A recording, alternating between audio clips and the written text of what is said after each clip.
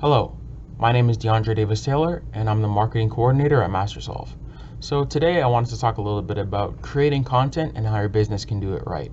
So when you create content, it can oftentimes take a lot of time and energy and effort to produce.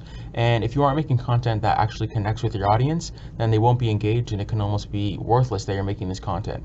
So the first topic I want to cover in this video is how do you create content that your audience will actually care about?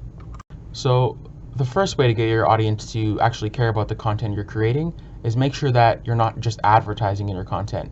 So when you go about creating a piece of content, make sure that it's informational and valuable to the audience, and it's maybe something they can take away and use in their life today.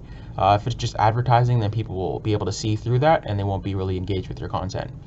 The next thing you can do is look to see what existing content your audience is already looking at.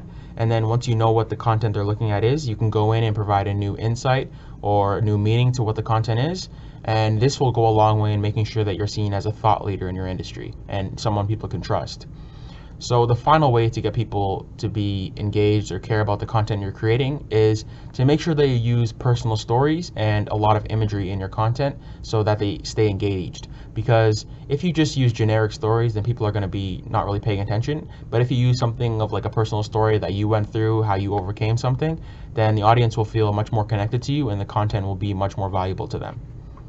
So creating content is really only the beginning of the content marketing process because you still have to find a way to get this content in front of the eyes of your audience.